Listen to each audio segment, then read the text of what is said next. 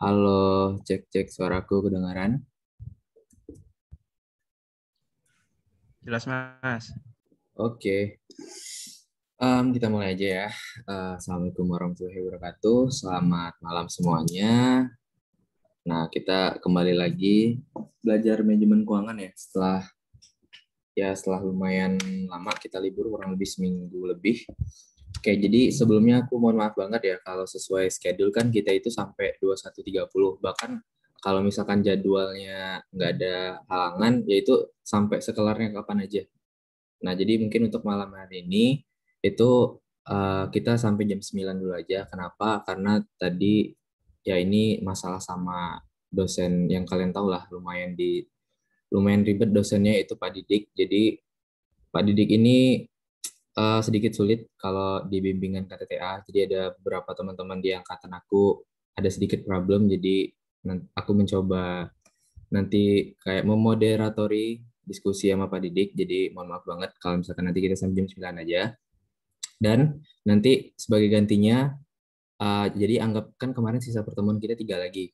Jadi anggap aja ini tuh di luar 3 pertemuan ini. Jadi nanti jatuhnya ada 4 pertemuan lagi. Gitu aja ya, biar teman-teman juga paham queue-nya. Dan tadinya kalau mau ngebatelin karena nggak enak, udah rame juga kan. Jadi udah kita terusin aja secukupnya dulu hari ini. Oke, aku share screen dulu.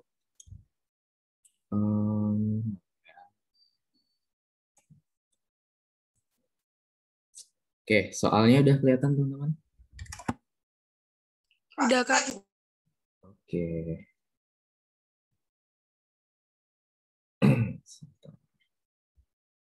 Oke, ini nanti soalnya aku share aja, tapi aku share belakangan ya, biar teman-teman nyimak dulu gimana caranya. Oke, kita screening dulu aja untuk soalnya sebelum kita bahas satu-satu. Oke.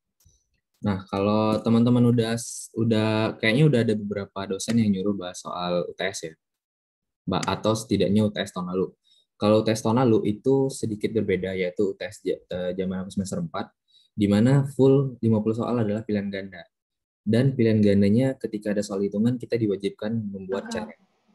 Tapi soal 2 tahun lalu dan soal 3 tahun lalu itu sistemnya mirip atau polanya mirip, di mana 30 pilihan ganda nih, 30 pilihan ganda ini full semua materi atau penghitungan dari TM1 sampai TM7.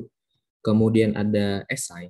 Esai ini ya paling kalau ngitung hitungan sederhana dan ditambah dengan teori-teori terkait. Itu esai. Tapi yang bikin kewalahan adalah kasusnya. Nih, soal tiga atau bagian tiganya itu kasus. Dimana kalau di sini itu ada 3 kasus gitu. Nah, tapi untuk kayaknya di 2 tahun lalu juga kayak gini, tapi di waktu tahun aku 1 tahun lalu itu full pilgan dan pilgannya rata-rata hitungan dan diminta buat cara pilgannya. Oke, jadi nanti kita bakal bertahap belajarnya dari 3 tahun lalu, 2 tahun lalu sampai ke tahun yang lalu, gitu aja. Ini soal 3 tahun lalu kalau nggak salah, 2017-2018, ya 3 tahun lalu. Ya, 2017-2018 berarti kalau 2 tahun lalu kan 18-19 ya, kalau tahun lalu 19-20. Nanti kita bahas yang 19-20. Oke, langsung aja kita ke pilihan gandanya dulu. Jadi kita usahain pilgannya kelar malam ini, ntar di TM selanjutnya kita kelarin esai dan kasusnya. Baru kita lanjut ke UTS-nya setahun selanjutnya. Biasa ya kalau misalkan teman-teman ada bingung, silakan on mic aja kalau mau ngomong. Kalau nggak mau ngomong bisa di chat aja, nggak apa-apa juga. Oke, nah kita masuk ke soal pertama teman-teman. Soal pertama ini kita dikasih tahu. Soal pertama ini untuk menjawab beberapa soal kayaknya, untuk menjawab soal nomor 1 dan nomor 2, bahkan sampai nomor 3 juga. Di soal dikasih tahu bahwa kita itu diminta untuk melengkapi data laporan keuangan dari PT ADS, di mana kita asumsikan 1 tahun itu 360 hari. Nah ini penting asumsi ini, karena biasanya kalau di buku Titmen itu mengasumsikan 1 tahun itu sama dengan 365. Tapi karena di soal dikasih tahu bahwa 1 tahun itu 360, berarti yang kita pakai adalah 360. Gunanya apa? Ada beberapa rasio yang membutuhkan jumlah hari dalam 1 tahun. Contohnya misalkan, nih, average collection period, ataupun nanti beberapa rasio yang lainnya. Nah, di sini dikasih tahu rasio debt ratio, kemudian asset test ratio, total asset turnover atau TATO, terus ada average collection period, kemudian RE ada yang 4 juta, inventory turnover 8 kali, operating expense, interest, tax, dan gross profit margin, yaitu 45%. Nah, dari angka-angka ini kita diminta untuk mencari beberapa akun. Contohnya misalkan kalau di nomor 1 kita diminta untuk mencari hutang jangka pendek. Nah, ini sebenarnya gampang-gampang susah. Kenapa? Karena kalau mungkin secara rumus gampang-gampang aja, tapi susahnya adalah di sini kita perlu memutarbalikkan angka-angkanya nantinya. Jadi nggak apa ya, nggak langsung gunain rumus langsung dapat nggak kayak gitu. Ntar kita sedikit kita putar-putar dulu. Oke, kita coba nomor 1. Nomor 1 dikasih tahu bahwa total aset adalah 28 juta dengan pinjaman jangka panjang adalah 6,5 juta. Yang ditanya adalah berapa sih pinjaman hutang jangka pendek. Nah, berarti gimana caranya? Kalau kita lihat dari sini, yang menjurus ke arah utang hanya ada satu indikator. Dari mana? Dari debt ratio. Kenapa debt ratio? Karena dari secara rumus, debt ratio itu adalah total liabilities dibagi dengan total aset. Gitu ya. Nah, sementara kalau di soal nomor 1 itu udah dikasih tahu total asetnya adalah 28 juta.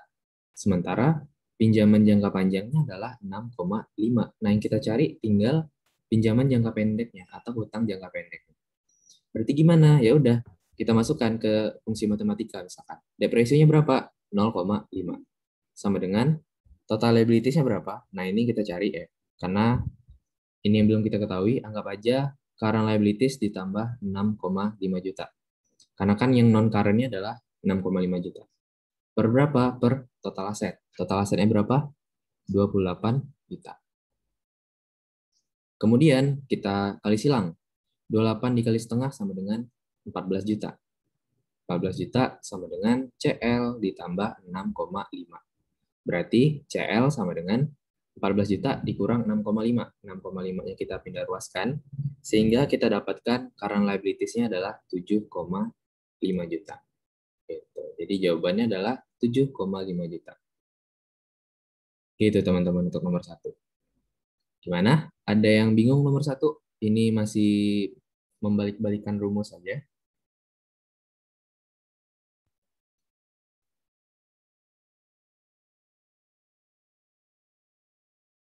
Oke, ada yang oke, dicek dulu. Oke, masih aman ya. Ini masih masih oke lah, masih belum terlalu membingungkan. Kita centang dulu, berarti nomor 1 kita udah clear. Kita lanjut ke nomor 2. Berapa nilai penjualan? Intinya adalah di sini diminta adalah sales, ya kan?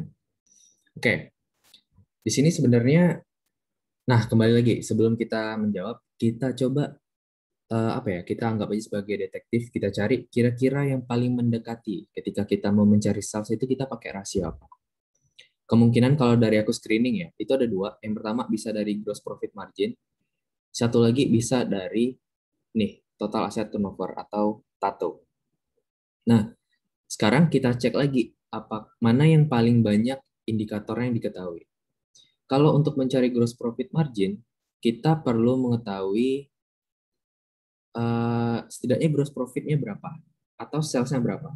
Karena salesnya nggak diketahui dan gross profitnya nggak diketahui juga, berarti ini lumayan sulit kalau kita pakai GPM. Tapi kalau kita pakai rasio total asset turnover, kita udah tahu total asetnya berapa. Nah, sebelumnya kalau rumus Tato itu kan ini ya, aku putar di sini aja. Nih, total asset turnover itu rumusnya sales per total aset.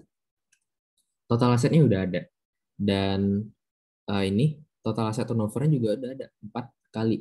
Nah, dari sini kan kita bisa udah kita dapat ini berapa jumlah salesnya. Berarti untuk itu barulah kita pakai si total asset turnover ini.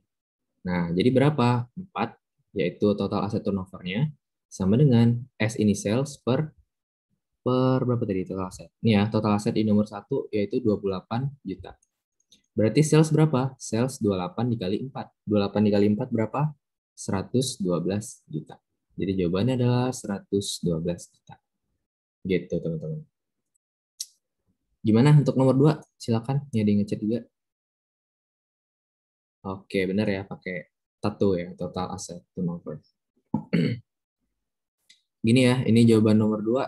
Kita pakai tato, tatonya diketahui 4. 4 sama dengan rumus tato itu sales per total aset. Sales per total asetnya 28 juta. Yang ini berarti tinggal kita kali silang aja, 28 kali 4, kita dapatkan salesnya adalah 112 juta. Gitu, teman-teman. Clear ya nomor 2? Oke, nomor 2 aku anggap clear dulu karena masih mirip-mirip lah dengan nomor 1. Nah, yang terakhir untuk yang rasio-rasio keuangan, berarti rasio keuangan ini kan TM kedua ya kalau nggak salah. Nah, kita lanjut lagi ke nomor 3. Dengan menggunakan data di atas berapa current asset? Oke, nah ini ini sih, apa ya? Lumayan lumayan memutar otak sih nomor 3 ini. Karena kita menggunakan rasio yang cukup banyak. Oke, jadi aku izin hapus dulu yang ini. Nggak usah deh, aku muat nggak ya? Sini aja deh, di bawah ya, kita pembahasannya. Nomor 3. Nah, untuk mencari current asset, berarti kan kita perlu cek semua rasio-rasio di sini. Debt ratio tadi udah kita gunakan, tato juga udah kita gunakan. Nah, kemungkinan besar untuk mencari current asset, ya kan? Kan kita udah dikasih tahu nih total asetnya 28 juta. Berarti kita membutuhkan istilahnya apa ya? Unsur-unsur yang terkait dengan current asset.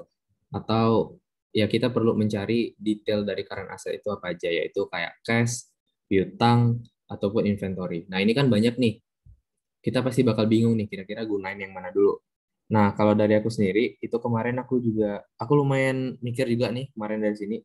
Tapi kalau aku cek itu di sini asset test ratio kan ada. Berarti teman-teman perlu mencari inventory dulu nanti. Nah, sebelum cari ke inventory, berarti teman-teman butuh COGS. Ini aja. COGS kita kaitin dari mana? Dari GPM. Gini, teman-teman. GPM berapa? GPM kan di sini dibilang 45%. Berarti COGS itu pasti 100 dikurang 45, yaitu 65. Karena kalau teman-teman ingat common size, di mana kalau sales itu 100%, COGS itu 65, ya otomatis gross profit-nya yaitu 45%. Jadi kalau GPM-nya 45, pasti COGS-nya 65. Nah, sales-nya kan udah ada nih, berarti 65% kita kali dengan sales. Sales-nya adalah 112 juta. Nah, nanti kita dapatkan COGS-nya itu 61,6 juta. Nah, ini udah COGS-nya. Sekarang larinya kemana? COGS itu bisa dimunculin di inventory turnover. Karena rumus dari inventory turnover adalah Kak, COGS per... harusnya 55%, Kak. Oh, gimana? Oh iya, 55 ya. Sorry, sorry. Thank you, thank you. Nah, 55. Gila, keren, keren, keren. Pada ngerespon semua ya. Boleh, boleh, boleh. Oke, 55 ya. 55% dikali 112 itu 61,6. Nah, baru dari COGS ini kita masukin ke rasio inventory turnover, di mana kalau inventory turnover itu COGS per inventory. Berarti kan inventory-nya bisa kita cari nih. Inventory turnover itu 8 sama dengan COGS-nya 61,6 juta per inventory, ya kan? Nah, kita dapatkan inventory-nya sama dengan berapa nih berarti 61,6 dibagi 8 ya. 61,6 dibagi 8 itu kita dapatkan 7,7 juta. Nah, dari sini kita udah hampir dapat nih current asetnya. Sekarang tinggal kita masukin ke asset test ratio. Nah, kalau dari asset test ratio itu kalau teman-teman ingat rumusnya kan current asset dikurang inventory inventory per current liabilities. Current asset itu belum ada, inventory-nya udah ada, current liabilities sudah ada dari nomor 1, dan asset test ratio-nya udah ada, yaitu 4/3. Berarti kita masukkan aja 4/3 sama dengan current asset dikurang 7,7 juta. Current liabilities-nya berapa? Kalau kita lihat di nomor 1, current liabilities-nya adalah nih ya, 7,5 juta. Nah, ini tinggal kita kali silang aja. 7,5 kali 4 sama dengan 3 dikali CA dikali minus 7,7. Nanti teman-teman dapatkan current asetnya yaitu 17,7 juta. Oke, jadi jawabannya adalah D. Oke, jadi nah ini maksud aku kenapa gampang-gampang susah, karena kalau nomor 1 sama 2 ini kan oke lah sekali rumus saja atau 1 kali rasio doang. Nah, kalau yang nomor 3 ini lumayan, bahkan kita pakai berapa rasio nih? 3 rasio ya. Kita pakai si COGS, kemudian kita cari inventory melalui inventory turnover, baru yang terakhir kita pakai acid test ratio-nya, gitu aja. Kalau misalkan di soal ini bukan acid test ratio tapi current ratio, itu lebih gampang lagi teman-teman. Kita nggak perlu pakai eh, kita nggak perlu cari inventory karena dari current ratio kan dia langsung membanding current asset per current liabilities, pasti langsung dapat hasilnya karena current liabilities-nya udah ada sebesar 7,5 juta ini, gitu ya. Untuk nomor 3 jawabannya adalah 17,7 juta. Oke, mungkin ada yang masih bingung nomor 3 sebelum kita lanjut teman-teman. Santai aja, kalau ada yang bingung dikasih tahu aja.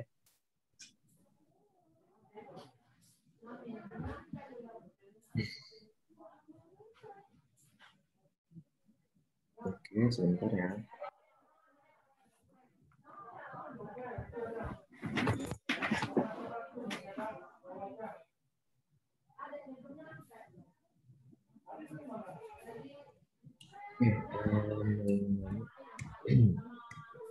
Oke, masih aman ya? Oke, kalau masih aman, kita lanjut ke nomor 4. Ini sengaja aku coret-coret kayak gini biar biar teman-teman apa ya, nggak nanti kalau ngeliat soalnya nggak kelupaan ya. Sebenarnya ini PSB sih, udah ada jawabannya di bawah, tapi nanti kayaknya ada beberapa soal yang bakal beda jawabannya. Karena kan ya biasa lah, yang nyusun kan juga manusia ya. Jadi ntar tolong di cross check aja misalkan kalau ada kuncinya yang beda. Oke, kita masuk ke nomor 4. Nomor 4 kita masuk ke yang enteng-enteng karena teori doang. Manakah dari pernyataan di bawah ini yang paling tepat menggambarkan tentang konsep finance? Jadi apa sih finance itu? Gitu.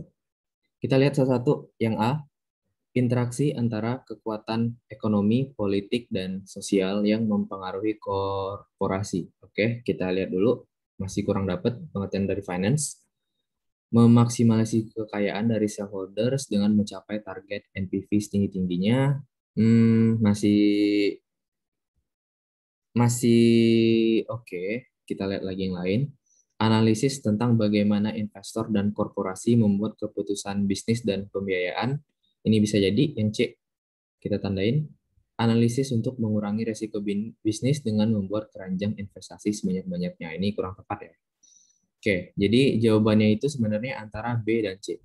Kenapa B bisa kita pertimbangkan? Karena kalau teman-teman lihat, kita balik ke TM7, mencapai target NPV setinggi-tingginya ini merupakan keputusan bisnis, investment decision criteria. Nah, tapi kalau kita lihat yang C, itu lebih tepat lagi, teman-teman. Kenapa? Karena selain kita memutuskan keputusan bisnis, kita juga harus tahu gimana cara kita ngebiayainnya. Itulah inti dari finance. Bukan hanya sekedar menetapkan proyek A jalan, proyek B enggak, tapi kita juga harus tahu sumber dari mana, financingnya pakai apa.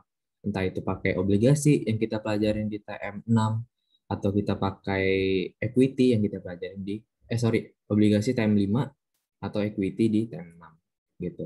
Jadi yang B itu benar, tapi karena pilihan C itu lebih tepat, jadi jawabannya adalah C.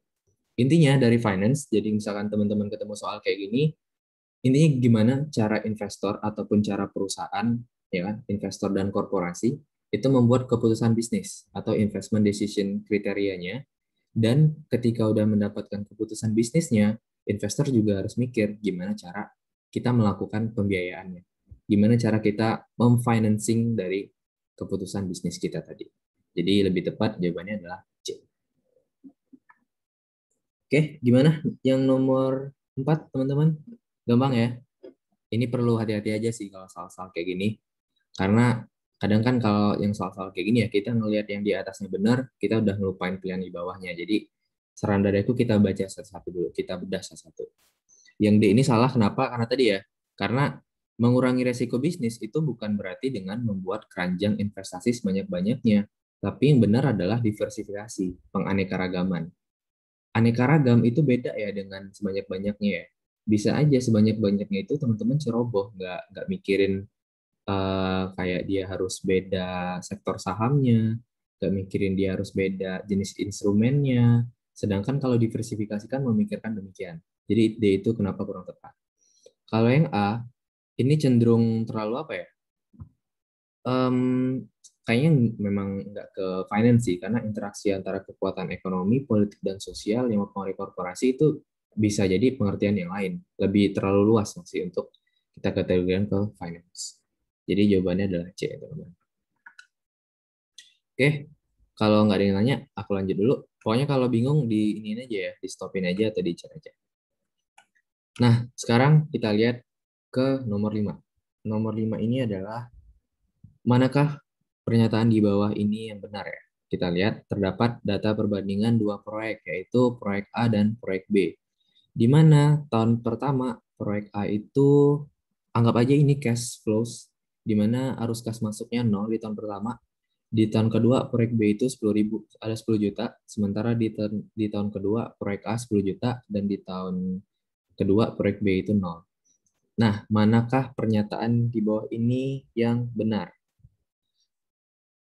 Kalau sekilas mungkin kita kalau aku ya, kalau sekilas dan aku buru-buru itu aku jawabannya mungkin C. Proyek A dan B sama-sama menguntungkan. Itu sekilas ya, sekilas. Ini bukan jawaban yang benar loh, tapi sekilas aja. Misalkan kalau aku lagi kepepet, aku ngeliat angka A 10 juta, angka B 10 juta, aku pasti langsung jawab 10 juta. Padahal kenyataannya salah, teman-teman. Kenapa? Kalau aku milih C, berarti aku melupakan konsep dasar dari pinjaman keuangan, yaitu time value of money. Gitu. Jawaban yang mana? Nah, ini tanpa perlu teman-teman hitung, tapi kalau kita logikain, itu nilai 10 juta semakin lama semakin berkurang. Artinya semakin apa ya? Semakin jauh ke depan nilai 10 jutanya, itu kalau kita present value-in, kita diskontokan, nilainya pasti bakal lebih kecil. Contohnya, silakan teman-teman cek, kalau di tahun pertama, itu kan berarti, ini kan future value nih, sama-sama future value. Kalau kita mau present value-in yang A, berarti kan 10 juta, kita kali dengan 1, anggaplah bunganya sama-sama 10%. 1 tambah 10% pangkat 1. Salah ding. Kebalik, ini rumus future value. Berarti dia dibagi nih. Ya, berarti 10 juta dibagi 1 ditambah 10% misalkan ya bunganya. Pangkat 1. Itu yang A. Yang B. Nah, sementara yang A, karena dia adanya di tahun kedua, berarti 10 juta per 1 ditambah 10% pangkat 2. Nah, dari pangkatnya aja ini udah apa ya? Udah pasti yang gede adalah yang bawah. Ya kan? Karena 1 tambah 10% kan 1,1. 1,1 dipangkatkan 1 ya 1,1. Sementara kalau 1,1 dipangkatkan 2 berarti 1,21. Nah, berarti kalau yang ini itu 10 juta kita bagi dengan 1,1, yang ini 10 juta kita bagi dengan 1,21. Pasti hasil yang ini akan lebih kecil. Benar nggak? Ya kan? Karena penyebut yang lebih besar akan menghasilkan hasilnya yang juga lebih kecil. Kebalik dia. Sementara kalau penyebutnya lebih kecil, otomatis hasilnya akan lebih besar. Jadi kalau secara time value of money, proyek B itu akan menghasilkan nilai diskonto dari 10 juta yang lebih besar ketimbang nilai diskonto 10 juta dari proyek A. Gitu. Dari prinsip time value of money ini. Ini sesuai dengan yang kita pelajarin. 100.000 1 tahun ke depan itu mungkin masih berharga. Tapi kalau 100.000 di 10 tahun mendatang, itu pasti nilainya udah nggak berharga lagi. Jadi semakin naik N-nya, semakin naik tahunnya, itu semakin berkurang nilai aslinya di zaman sekarang. Atau kalau kita diskontokan, itu nilainya bakal lebih rendah. Gitu penjabaran dari rumus ini ya. Jadi mana yang lebih menguntungkan ya? Tentu saja yang lebih menguntungkan adalah proyek B. Jadi jawabannya adalah proyek B lebih menguntungkan dari proyek A. Kenapa bukan proyek A? Karena tadi kalau kita lihat dari teori time value of money, semakin jauh tahunnya dari titik nol, itu akan semakin rendah nilai present value-nya. Kenapa bukan C? Karena kalau C itu mengabaikan time value of money. Berarti kan kalau C kan kita hanya lihat 10 juta sama 10 jutanya doang. Kita nggak memperhitungkan time value of money. Jadi C nggak tepat. Sementara D, proyek A dan B tidak dapat dibandingkan, ya salah. Itu bisa dibandingkan. Mau dibandingkan pakai time value of money ataupun time value of money, itu bisa. Tapi yang lebih tepat adalah kita menggunakan time value of money dalam membandingkannya. Itu ya, untuk nomor 5. Gimana nomor 5? Bisa diterima teman-teman?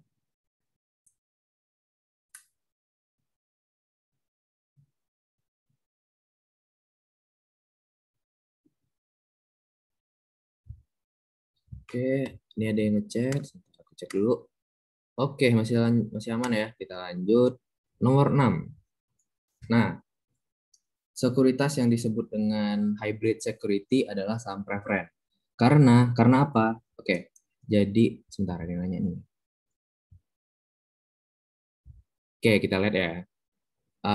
Untuk yang hybrid security itu salah satunya adalah saham preferen, teman-teman. Jadi apa sih dimaksud dengan hybrid? Nah, ini mungkin kemarin udah sempat aku singgung juga di PPT. Hybrid itu sifatnya itu bisa dibilang mirip dengan instrumen bond dan juga mirip dengan instrumen ekuitas gitu. Jadi dia saham preferen tuh di sini, dia mirip di tengah-tengah ini. Dia ada mengadopsi ciri-ciri dari bond, dia ada mengadopsi ciri-ciri dari ekuitas. Itu kenapa dia disebut hybrid, karena dia perpaduan antara instrumen utang dan instrumen ekuitas. Dari mana sisi miripnya dengan si bond? Pertama, kalau teman-teman lihat, dividen dari saham preferen itu berbentuk persentase. Contohnya kalau di laporan keuangan misalkan di bagian ekuitas ya, saham preferen misalkan dikasih tahu 12%. Nah, berarti 12% ini adalah dividen bagi pemegang saham preferen. Dividennya akan selalu tetap sebesar 12%. Berbeda dengan saham biasa di mana dividennya tergantung dari kondisi perekonomian saat itu atau kondisi perusahaan saat itu. Nah, 12% ini sebenarnya mirip dengan bunga pada bond gitu. Jadi inilah kenapa dia sifatnya mirip sama bond, yaitu dari dividen yang tetap tadi, yaitu sebesar 12% atau sebesar persentase yang biasanya sudah ditetapkan di awal. Sama seperti pemberlakuan bunga pada instrumen utang atau bond. Itu dia miripnya dengan instrumen utang. Bagaimana dengan miripnya dengan saham ekuitas? Kalau kita ekuitas itu kita anggap aja saham biasa, SB ya. Saham biasa itu tidak ada jatuh tempo. Itu aja ciri-cirinya. Apakah pemegang saham preferen ada jatuh tempo? Nggak ada. Selagi investor mau megang saham preferen itu, ya artinya nggak bakal jatuh tempo terus. Berbeda sama bond yang emang dari awal udah di state, oh bonds ini akan jatuh tempo dalam waktu 10 tahun lagi. Apakah saham biasa ataupun saham preferen ada jatuh temponya? Nggak ada. Itulah kenapa orang tertarik untuk pakai saham ketimbang bond, karena saham ini nggak ada jatuh temponya. Jadi di sisi lain dia mirip bond dari sisi pendapatannya, dari sisi ekuitas, dia mirip dengan saham biasa karena tidak ada jatuh temponya. Jadi jawabannya adalah D, benar kata temannya, yaitu hybrid security dari saham preferen karena dia mempunyai sifat sebagai bonds dan dia juga memiliki sifat sebagai common stock. Gitu. Jadi nomor 6 jawabannya D. Itu untuk nomor 6, aku rasa ini ya pengetahuan yang wajib bagi teman-teman karena di AKM pun bakal belajar ini ya, apalagi nanti di EPS kalau nggak salah itu saham preferen ini ada yang sifatnya convertible, jadi ya itulah kenapa dia itu hybrid security yang udah high class lagi karena dia bisa di convert ke salah satu instrumen. Oke, nomor 6 udah clear, terus kita ke nomor 7. Oke, nomor 7 tipe dari pasar saham sekunder ini lumayan gampang ya karena di ini kalau salah di TM1 deh kalau salah. Jadi pasar itu dibedakan menjadi pasar sekunder dan pasar perdana. Nah, pasar perdana ini biasanya tempat perusahaan melakukan IPO atau Initial Public Offering atau tempat perusahaan itu menjual sahamnya pertama kali atau nama bahasanya lagi go public. Ini teman-teman mungkin yang baru ngikutin berita-berita ekonomi di Indonesia, Gojek dan Tokopedia itu kan udah merger ya namanya Goto. Nah, itu ada kemungkinan besar bakal melakukan IPO atau bakal go public. Nah, jadi namanya ntar bakal Goto, TBK, nah itu nama prosesnya adalah IPO. Jadi nanti sahamnya pertama kali akan dijual di pasar perdana namanya. Gitu. Jadi misalkan si Goto ini akan menjual sekitar 100.000 lembar. Itu di pasar perdana. Karena dia pertama kali. Nah nanti setelah dia melakukan go public, dan kalau di tahun-tahun berikutnya bakal berbikin saham, nah transaksinya ada di pasar sekunder, bukan di pasar perdana. Nah, gitu ya polanya. Intinya perdana ini tempat pertama kali, tempat IPO atau tempat go public. Nah, sekarang yang ditanya adalah pasar sekunder. Pasar sekunder itu ada dua. Yang pertama adalah Organized Exchange dan OTC. Jadi jawabannya D. Organized Exchange itu ya sama kayak bursa pada umumnya. Contohnya kalau di Indonesia adalah IDX atau Bursa Efek Indonesia. Nah, yang namanya Organized Exchange, dia adalah bursa yang terorganisasi, tempat pertukaran saham ataupun instrumen investasi yang terorganisasi. Biasanya ada otorisasi khusus untuk menangani si organized exchange ini. Contohnya BEI, itu ada pihak-pihak tertentu yang udah diberikan otorisasi oleh pemerintah. Misalkan, kalau menjadi wadahnya adalah BEI. Kalau untuk tempat penitipan sahamnya ada Kustodian Indonesia atau KSEI. Tempat penyelesaian transaksi ada KPEI. Terus nanti ada broker-brokernya, ada perusahaan sekuritas. Nah, itu untuk menjadi bagian dari organized exchange itu butuh otorisasi resmi dari pemerintah. Itu namanya organized exchange atau kalau di Indonesia adalah Bursa Efek Indonesia. Nah, satu lagi ada OTC. Di Indonesia, OTC sekarang masih di bawah BEI. Nah, ini sedikit uniknya. Kenapa? Karena OTC kalau dalam praktiknya di luar negeri ya, itu benar-benar kayak tempat transaksi saham yang benar-benar bebas. Kenapa bebas? Karena antara pembeli dan penjual itu benar-benar kayak negosiasi gitu. Jadi kayak teman-teman istilahnya datang ke pasar tradisional, ketemu ikan, teman-teman nanya dulu harganya berapa, terus teman-teman sebagai pembeli nawar harganya. Nah, OTC itu juga seperti itu, teman-teman. Kayak misalkan kita biasanya OTC ini tempat obligasi ya. Jadi misalkan kita ketemu suatu instrumen obligasi, kita ditawarin. Nanti transaksinya melalui OTC, nanti penjual obligasinya itu ngasih tahu harganya sekian, dah tinggal kita yang nawar. Berbeda sama bursa yang benar-benar dia menyesuaikan sama harga pasar.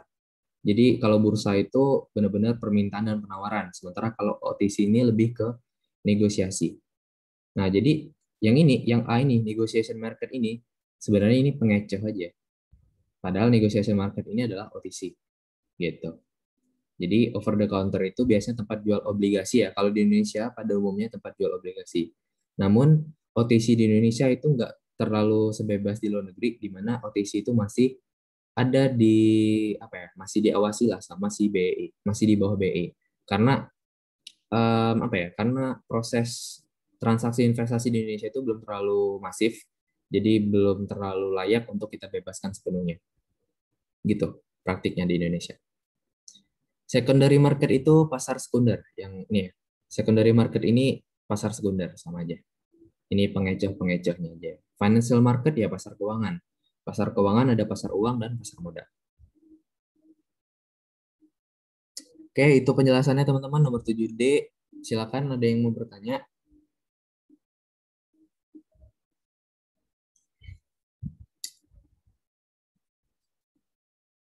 Oke, ini ada yang nanya, Kak penasaran saat IPO harga sahamnya sama aja kayak harga saham di pasar sekunder? Biasanya lebih murah saat IPO. Kenapa? Karena saat IPO itu yes, kalau aku bilang ya, kalau kasarnya dibilang itu sebagai sarana promosi. Kayak itu mancing minat investor untuk terjun ke saham itu atau terjun ke perusahaan itu. Nanti kalau udah di pasar sekunder, pasti harganya bakal lebih tinggi lagi. Apalagi kinerja perusahaannya itu jarak dari IPO sampai terbit di pasar sekunder itu kinerjanya bagus banget. Dan itu pasti harga di pasar sekundernya bakal lebih mahal. Itulah kenapa banyak yang mengincar Goto ini kalau misalkan dia udah IPO di pasar pasar perdana. Itu ya, itu untuk sekilas. Apakah benar nanti teman-teman cek Goto gimana? Oke. Secondary market itu ini ya, pasar sekunder yang ditanya ini. Jadi secondary market adalah pasar sekunder. Oke, nomor 7 aman ya. Masih seputar bursa. Nomor 8, nah ini kita udah masuk ke kita Ini TM-nya loncat-loncat ya, jadi nggak benar-benar urut. Nomor 8, faktor yang tidak mempengaruhi harga saham menurut konstan dividen growth model. Nah, kalau dari nah, kalau kita lihat, hmm,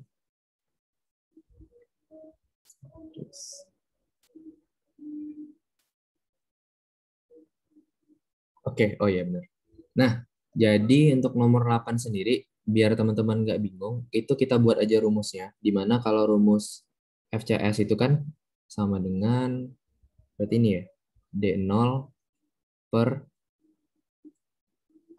per RCS ya, kalau nggak salah kayak ini. Karena kan dia, ada growth-nya, berarti D0 1 ditambah G, RCS dikurang G. Ini ya, rumus kalau ada growth-nya ya. Nih.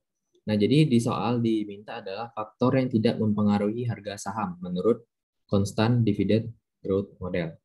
Yang pertama, kita lihat systematic risk of stock. Apakah systematic risk of stock ini mempengaruhi? Mempengaruhi. Dari mana? Dari unsur RCS. RCS, kalau teman-teman ingat, itu rumusnya adalah kalau kita pakai yang ini ya, risk free ditambah beta dikali MRP. Beta ini adalah simbol dari systematic risk. Jadi apakah systematic risk berpengaruh? Tentu, dia mempengaruhi dari sisi RCS. Jadi ketika ada systematic risk yang mengganggu perusahaan, itu biasanya akan mempengaruhi return-nya perusahaan atau return dari common stock-nya perusahaan. Disimbolkan dengan beta ini. Gitu. Jadi yang A benar, yang B unsystematic risk of stock. Itu kalau kita lihat itu kurang apa ya? Kurang tepat. Jadi kita pending dulu, kita tunda dulu. Yang C retention rate. Nah, retention rate ini sebentar. Retention rate ini mempengaruhi kemana? Mempengaruhi ke G. Kalau teman-teman ingat di soal yang di LMS, itu untuk mengukur G sama dengan RR dikali ROE. Jadi retention rate maupun ROE itu berpengaruh. Karena semakin tinggi retention rate, growth-nya akan semakin tinggi. Semakin tinggi ROE, maka growth-nya akan semakin tinggi. Karena rumus G adalah RR dikali ROE. Jadi jawabannya yang mana? Jawabannya adalah yang B, unsystematic risk of stock. Karena dia tidak mempengaruhi harga saham menurut konstan dividen growth model. Gitu. Gitu untuk nomor 8, teman-teman. Ada yang bingung?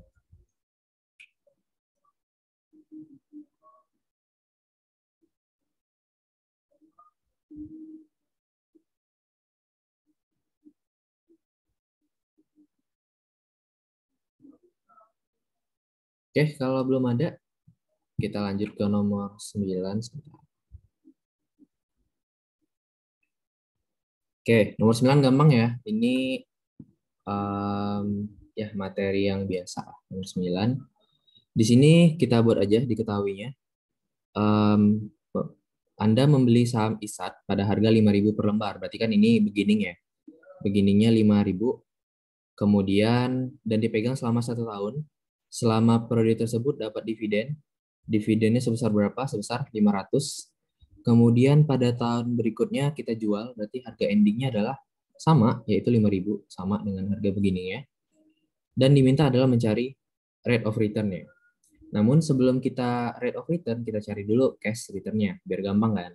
Kan rumus cash return adalah beginning dikurang, salah. Kebalik ya. Berarti sama dengan ending dikurang beginning ditambah dividen. Cash return-nya sama dengan 5.000 dikurang 5.000 ditambah 500. Berarti cash return-nya sama dengan 500. Untuk mencari rate of return, itu berarti cash return kita bagi dengan beginning. Cash return-nya berapa? 500, beginning-nya 5.000. Berarti ini kalau kita coret 5 per 50 itu 10%. Nah, jadi rate of return-nya adalah 10%. Itu ya, untuk nomor 9 jawabannya C, 10%. Gimana? Ada yang bingung untuk perhitungan rate of return sama cash of return? Ini di TM, kalau return itu TM apa ya? TM 4 nggak salah. Kalau salah ya, T4. Ya benar, T4. Aman teman-teman? Kita lanjut ya.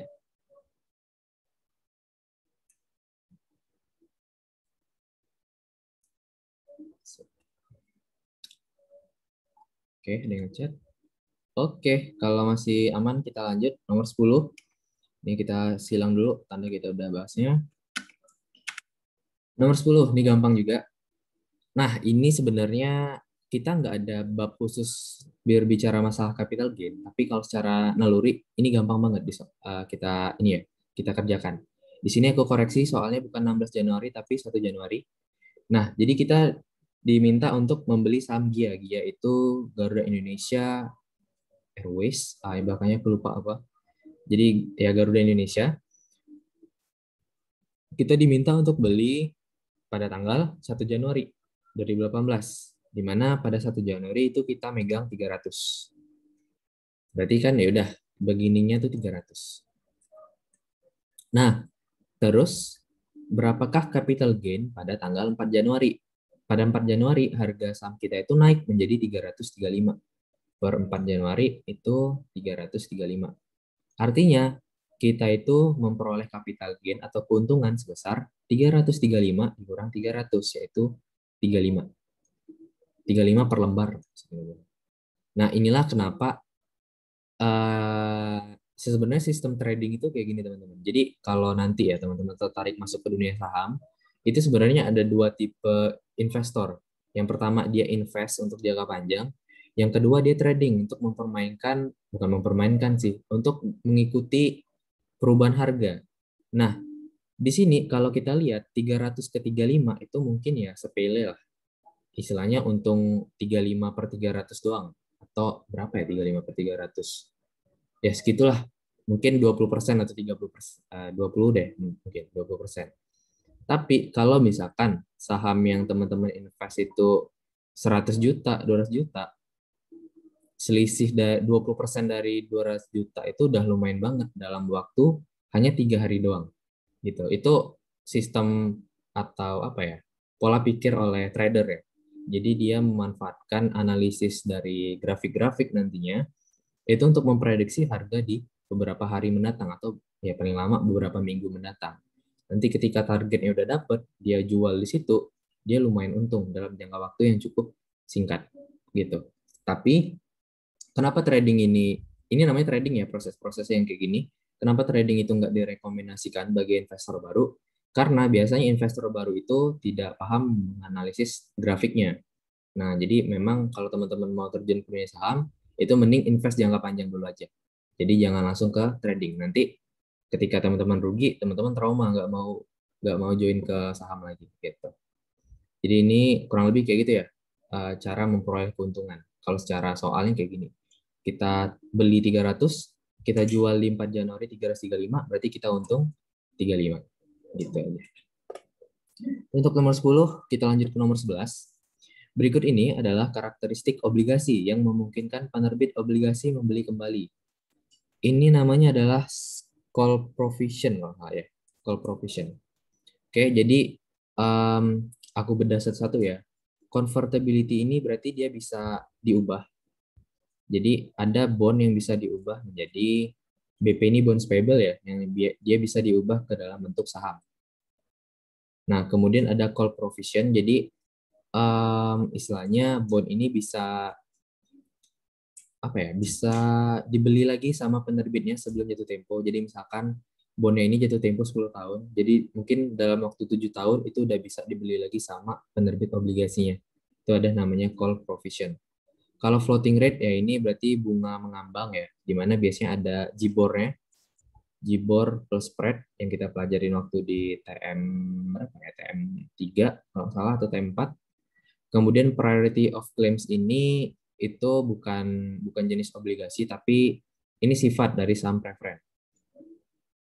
Jadi saham preferen, sifat dari obligasi. Sifat dari saham obligasi ya, priority of claims. Jadi seperti yang aku ingetin juga ke teman-teman, jadi ketika terjadi kebangkrutan, itu yang didahului adalah pemegang instrumen utang. Setelah pemegang instrumen utang udah lunas kewajibannya, baru sisanya kita bagiin kepada pemegang ekuitas. Jadi pemegang utang itu priority of claims, dia lebih diutamakan dalam klaim atas income ataupun klaim atas likuidasi. Gitu. Jadi jawabannya adalah call provision. Ini ada yang bertanya, Kak, beda call provision sama callable sama aja. Jadi call provision ataupun callable itu sama aja. Artinya penerbit obligasinya atau perusahaan tempat kita membeli obligasi dapat narik kembali obligasi kita walaupun belum jatuh tempo. Gitu. Itu call provision. Gimana detailnya? Nanti habis UTS ada materi call dan put. Apa put? Nanti aja karena jadi ada put ya. Ini kan call, satu lagi ada put. Put itu berarti kalau call itu beli, kalau put itu jual. Nah, kalau di obligasi nggak ada put, tapi nanti ada di habis UTS kita belajar instrumen yang bisa call, yang bisa put. Ini berguna untuk dipakai di AKL 2 di semester 6. Aku baru dapat juga di AKL 2, jadi aku langsung kayak, wah, ini yang aku pelajari di manajemen keuangan kemarin. Gitu. Jadi, ntar habis UTS kita ketemu lebih dalamnya terkait call maupun put. Jadi bukan hanya obligasi doang, nanti banyak instrumen. Tapi untuk obligasi hanya ada call provision. Oke, ada yang mau bertanya teman-teman sampai nomor 11 dulu sebelum kita lanjut?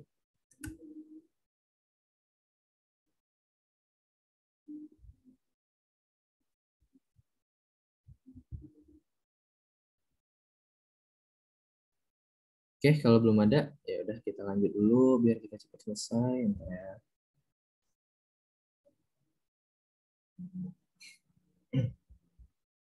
Oke, kita berarti masuk ke nomor 12. Obligasi yang tidak memberikan kupon sama sekali dan dijual dengan harga deep discount. Jawabannya adalah zero kupon. Itu aja. Jadi zero kupon itu dia tidak memberikan kupon sama sekali. Artinya dia bakal terjual secara diskon. Kenapa demikian? Karena intinya ketika kupon rate lebih kecil dari market rate, maka dia akan diskon. Ini sesuai konsep awal ya. Kalau kupon rate yang lebih gede daripada market rate, ini bakal premium. Nah, ketika kupon rate-nya itu benar-benar nol, artinya dia diskon besar-besaran, teman-teman. Ya, kayak market rate itu investor berharap untuk dia dapat bunga 10%. Tapi bond ini nggak dapat bunga sama sekali. Ya, biar bond ini laku, terpaksa perusahaan ini harus menerbitkan bond yang benar-benar murah biar laku bondnya. Jadi benar-benar dia namanya deep discount karena CR-nya ini mendekati nol, bahkan bisa kita bilang nol. Jadi dia benar-benar terdiskon harganya. Jawabannya adalah zero coupon bond. Unsecured bond itu apa? Bond yang tidak ada agunan. Agunan itu bahasa kerennya jaminan. Jaminannya nggak ada. Jadi biasanya perusahaan itu kalau menerbitkan instrumen utang itu ada jaminan yang menjadi apa ya? Menjadi ya kayak pengaman lah bagi yang minjemin uang ke perusahaan itu. Jadi kita nggak perlu takut kalau mau minjemin uang ke perusahaan atau kita nggak perlu takut ketika kita beli obligasi ke perusahaan. Tapi ada namanya unsecured bond yang memang benar-benar nggak ada jaminan. Kayak ketika perusahaan itu nggak bisa bayar ya udah lepas. Kayak kita benar-benar rugi. Itu namanya unsecured bond. Kupon level bond ini ya berarti bond yang ada kuponnya. Sementara amortizing bond ini nggak ada ya. Nggak ada amortizing bond. No collateral, ya benar. Nih ya, nama istilah kerennya nih, aku baru ingat juga. Nama istilah keren dari jaminan itu kolateral. Kolateral.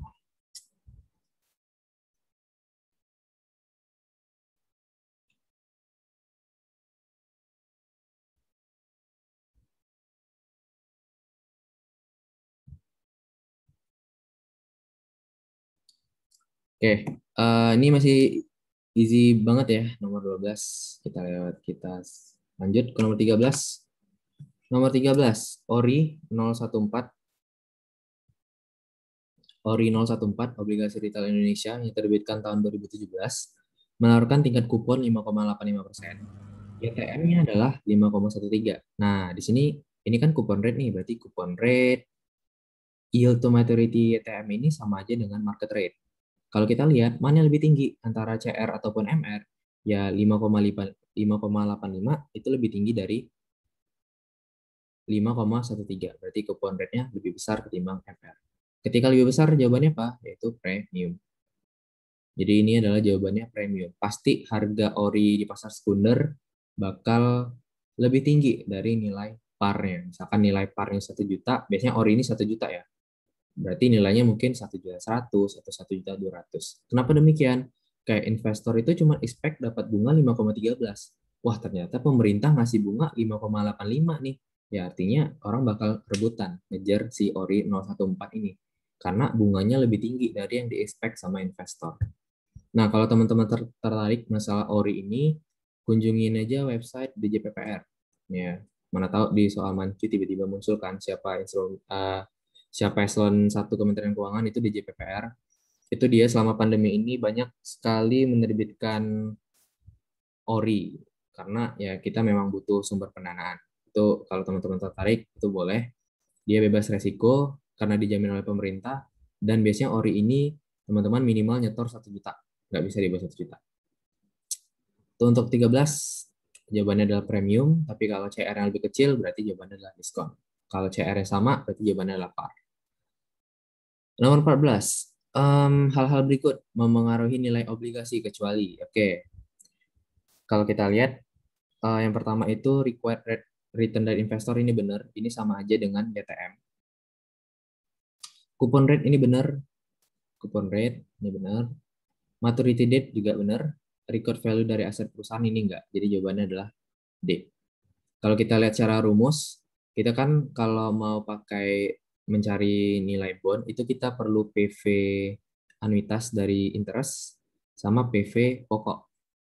Di PV pokok maupun PV interest kita pakai I-nya yaitu YTM atau Required Rate of Return dari investor. Sementara kalau di PV bunga itu kan kita juga pakai nilai dari bunganya ya. Untuk mendapatkan nilai bunga kan berarti coupon rate kita kali dengan par value-nya. Dan nanti baik rumus ini, N-nya adalah dari jatuh temponya. Berapa tahun lagi jatuh tempo, itu N-nya. Nah, berarti kan ini I, terus ini kuponnya, ini N-nya. Baik 3 variabel ini digunakan untuk menghitung nilai bond. Sedangkan D ini tidak. Jadi jawabannya adalah D. Record value dari aset perusahaan. Oke, kita lanjut lagi. Nomor 15. Di mana berikut ini pernyataan yang benar mengenai yield curve. Kecuali, nah, kita lihat yield curve dikenal juga sebagai term structure of interest rate. Ini benar. Ini nama lainnya. Kemudian yield curve menggambarkan hubungan antara tingkat bunga. Ini benar. Dia menggambarkan tingkat bunga dengan jangka waktu obligasi. Kemudian yield curve obligasi pemerintah menjadi benchmark. Ini benar. Karena kalau teman-teman ingat untuk mencari ini ya, untuk mencari spread itu dasarnya dari obligasi pemerintah juga. Karena obligasi pemerintah ini yang paling bebas risiko. Kemudian yield curve bisa berbentuk upward sloping jika treasury bills menawarkan tingkat bunga yang lebih tinggi dari obligasi jangka panjang. Ini jawabannya salah. Justru kebalik. Yield curve itu bisa upward sloping jika treasury bills menawarkan tingkat bunga yang lebih rendah harusnya. Ini jawabannya lebih rendah. Nanti kurvanya gimana? Nanti bakal aku kirimin kurvanya biar lebih jelas lagi ya, karena ini kurang ini aja, kurang muat aja. Jadi jawabannya D. Harusnya jawabannya lebih rendah kalau mau dia upward. Nanti aku kirim kurvanya. Nomor 15 kita ini dulu, kita cepetin dulu. Kita lanjut ke nomor 16. Suatu investasi yang berkembang hanya berdasarkan investasi awalnya saja. Ini gampang nih. Di time value of money ada yang sifatnya biasa dan ada yang sifatnya anuitas. Biasa itu maksudnya ya kita sekali setor. Sementara kalau ini anuitas itu kita rutin setornya setiap periode. Kalau di soal dibilang dia hanya investasi awalnya saja. Berarti jawabannya adalah compounding. Bukan compounding, salah. Jawabannya simple interest. Iya. Jadi kalau yang biasa itu namanya simple interest, kalau yang rutin itu namanya anuitas. Sementara prosesnya untuk dari present value ke future value itu namanya compounding. PV ke future value. Kalau sebaliknya itu namanya discounting. Gitu aja. Oke, sampai nomor 16 ini dulu. Ada yang mau ditanyakan teman-teman? Sebelum kita lanjut. Silakan kalau ada yang bingung. sebelum kita masuk ke nomor 17.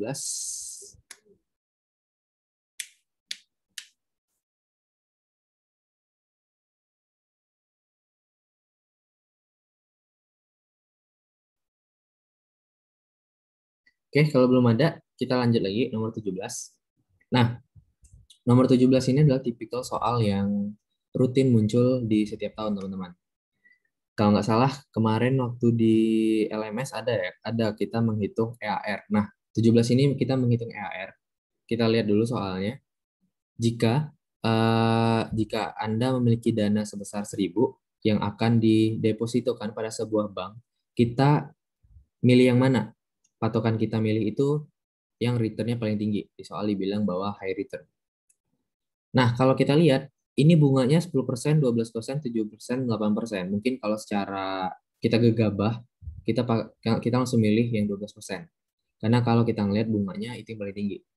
Padahal periodenya beda. N-nya kalau kita teman-teman lihat, N-nya beda. 3, 2, 5, 4. Periode compoundingnya juga beda. Ada yang annually, ada yang semi-annually. Ya, annually, semi-annually doang.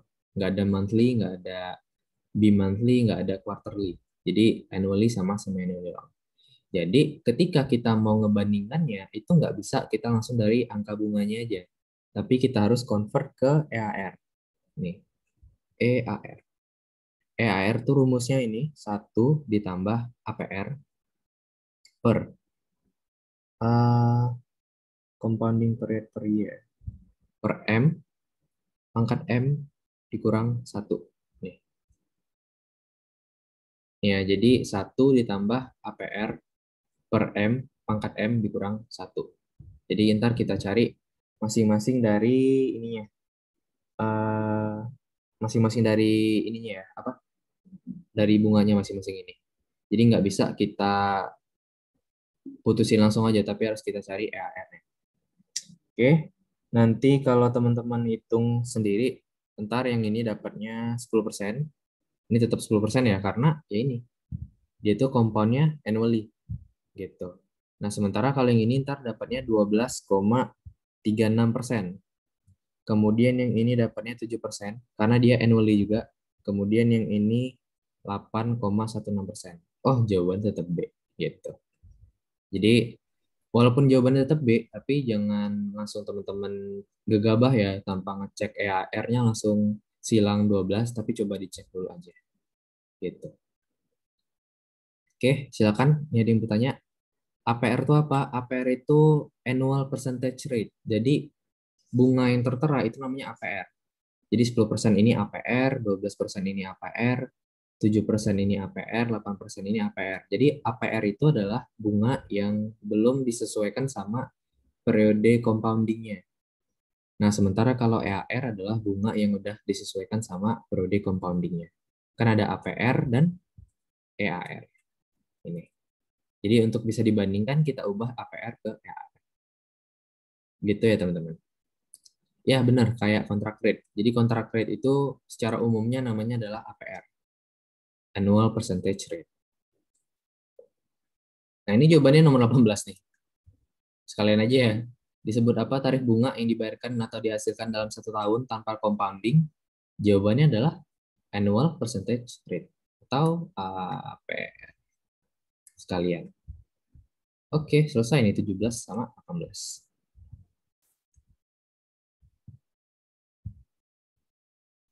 Ini ada yang nanya, bisa nggak Kak kita bandinginnya pakai nyari future value gitu?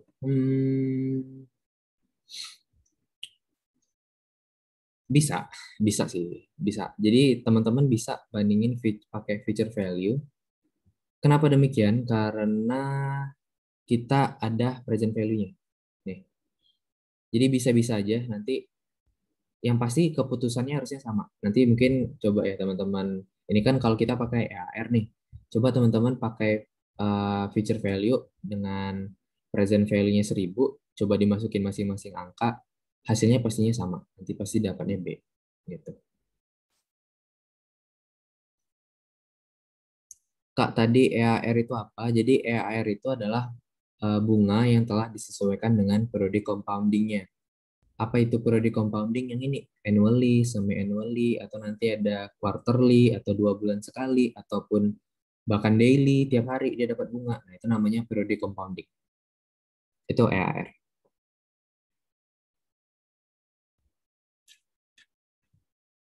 Gimana teman-teman? EAR atau APR udah clear ya?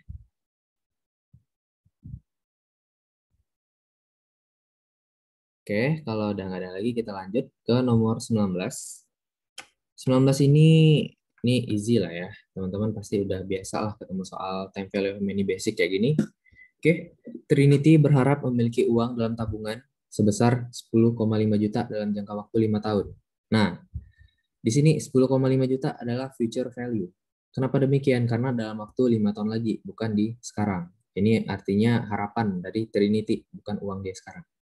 Bank Everflow akan memberikan bunga sebesar 5,5%. PA ini per annually, jadi anggap aja per tahun, atau ya compoundingnya annually.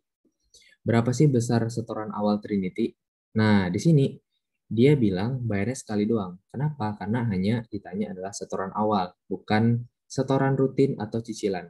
Nah, ini menandakan dia adalah yang biasa, yang simple interest, bukan anuitas. Berarti untuk mencari present value, future value kita bagi dengan 1 ditambah bunga pangkat N. Berapa? 10,5 juta kita bagi dengan 1 ditambah 5,5% dipangkatkan 5 tahun lagi. Jawabannya adalah B. Nih, 8.033.910,72. Nanti coba teman-teman cari hasilnya ya kurang lebih sekian lah nomor 19. Ini ya, jangan untuk yang time value of money ini teman-teman hati-hati aja sama dia itu yang ditanya itu simple interest atau anuitas. Nah, itu teman-teman harusnya bisa ngebedain. Ingat kalau anuitas itu pasti ada pembayaran yang rutin setiap periodenya. Sementara kalau sekali setor doang, kayak nomor 19 ini adalah simple interest yang biasa, yang kayak gini. Nah, gimana sih yang anuitas? Nah, kebetulan nomor 20 itu anuitas. Chester ingin membeli sebuah motor dengan harga 50 juta. 50 juta ini harga sekarang atau harga tahun depan atau harga di tahun-tahun berikutnya? Ya ini harga di tahun berikutnya. Karena dia masih ingin, bukan sekarang dia beli motornya, tapi dia ingin membeli motor. Harga 50 juta. Berarti ini adalah future value. Nah, future value ini, sebentar.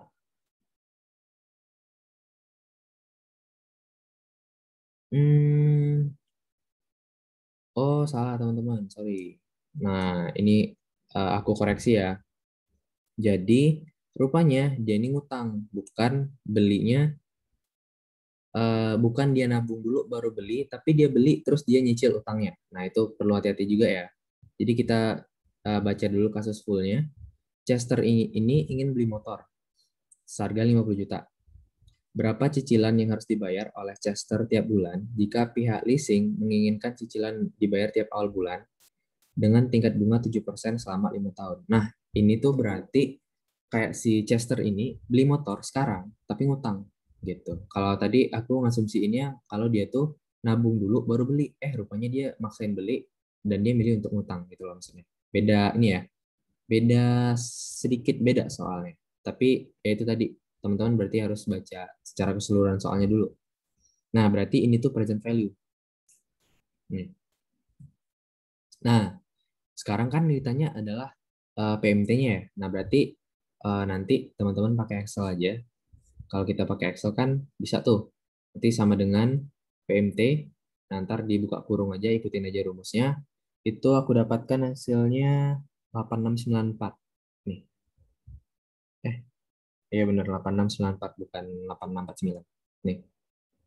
Jadi dengan kita ngutang 50 juta sekarang, itu tuh dengan bunganya 7% dan kita bayarnya setiap awal bulan, berarti nanti kita bayarnya sebesar 8.694.534. Nah, kemudian kalau di sistem anuitas, yang perlu teman-teman perhatikan, dia juga bayarnya awal bulan atau di akhir bulan. Nanti bakal beda, rumusnya secara manual beda, rumusnya secara Excel beda. Kalau di Excel, kalau dia awal bulan, itu simbolnya 1. Kalau dia di akhir bulan, simbolnya 0. Di kode belakangnya. yang seperti yang kita praktekkan pada biasanya. Itu untuk nomor 20. Oke, sebelum kita lanjut, mungkin dari teman-teman ada yang mau bertanya dulu. Kita sisa 10 soal doang, jadi mungkin sebelum kita lanjut, ada yang mau bertanya, teman-teman, terkait 19 dan 20 ini, time value of money.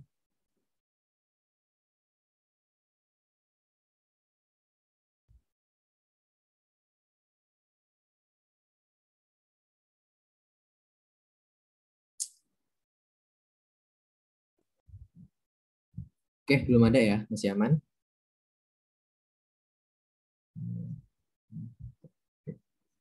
Nah, kalau belum ada, ya udah kita lanjut lagi ke nomor 21.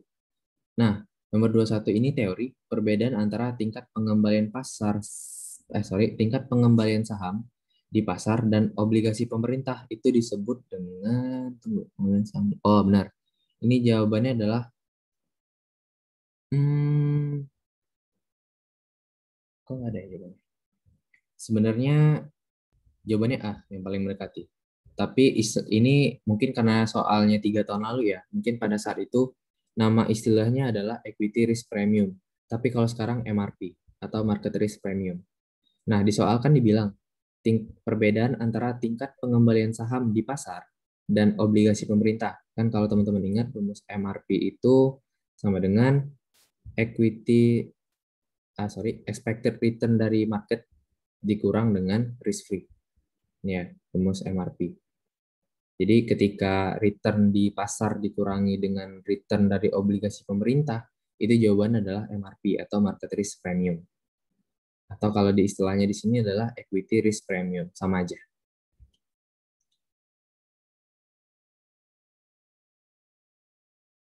Oke, yang nomor 20 tadi gimana Kak? Kalau pakai Excel itu bayar setiap bulan atau gimana Kak? Ya, jadi nomor 20 ini itu bayar setiap bulan. Nih, aku contohin aja di Excel langsung. Sebentar, aku stop dulu.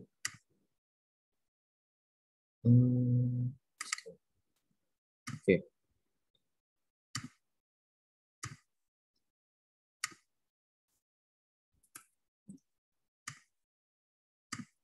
Nih ya. Jadi 50 juta ini adalah PV. Kenapa? Karena ya ini yang kita bayar. PV inilah yang kita bayar sekarang. Jadi PV-nya adalah 50 juta. 2, 3. Kemudian terus cicilannya berapa tadi? Cicilannya 7% ya. Berarti I-nya 7%. 7%. Kemudian N-nya 5 tahun. Dan kita diminta untuk mencari PMT-nya. PMT-nya berapa? Nah, untuk mencari PMT itu kita sama dengan PMT buka kurung. Nah, dilihat di situ rate-nya berarti 7%. N-nya berapa? N-nya 5. PV-nya berapa? PV-nya ini 50 juta ini. Feature value-nya 0 karena nggak ada. Type-nya berapa? Nah, ini. Yang ini maksud aku 0 sama 1 lagi. 0 sama 1. Jadi 0 itu kalau kita bayarnya di akhir periode, kalau 1 kita bayarnya di awal periode. Di soal kita bayar cicilannya awal bulan, berarti kita pakai yang awal periode yaitu 1. Kalau bayarnya di akhir periode, berarti pakainya 0. Gitu aja bedanya. Coba ya kita pakai 1, tutup kurung, hasilnya tuh. Beda ya. 11 juta. Sebentar.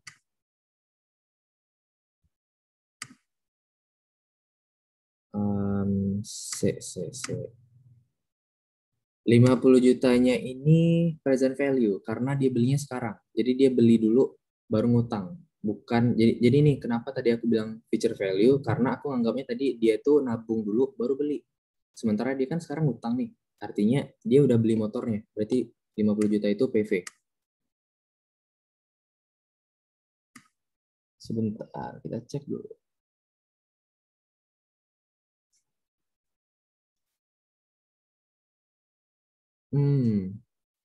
Menurut teman-teman kenapa future value?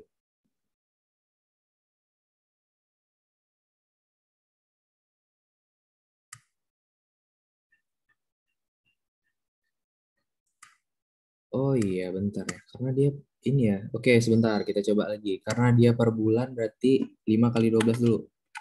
5 kali 12. 5 kali 12. Terus 7%-nya kita bagi 12 ya.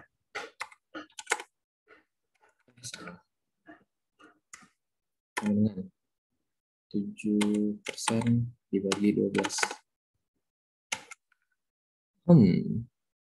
Nggak bisa ya.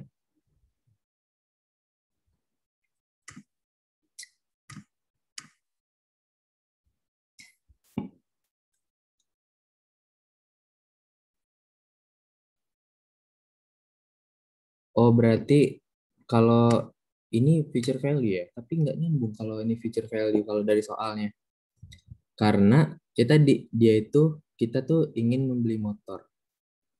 Oh, benar-benar benar. Berarti teman-teman pakai asumsi yang aku awal tadi ya, yang kayaknya yang kita nyicilnya per bulan baru dapat motornya gitu ya.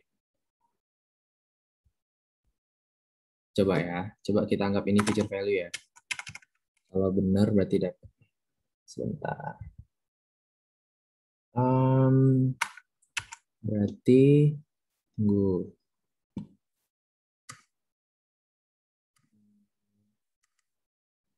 Bentar ya. Sama dengan PMT, terus rate-nya ini, ampernya 60, PV-nya 0, feature value-nya si 50 juta ini, type-nya adalah, karena di awal 1, dan coba kalau ini kita kali 12, ini kali 12, 8.332, atau soalnya salah ya? Kayaknya soalnya salah sih, karena di soal dibilang adalah cicilan tiap awal bulannya. Kalau kita pakai 7%, kalau pakai 7% pasti ketemu nih. Coba ya. 7% 5. Tuh, 8 juta satu. Ah, nggak ada juga. Sebentar.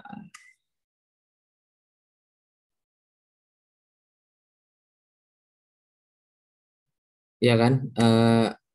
Ini tadi temennya ada yang komen.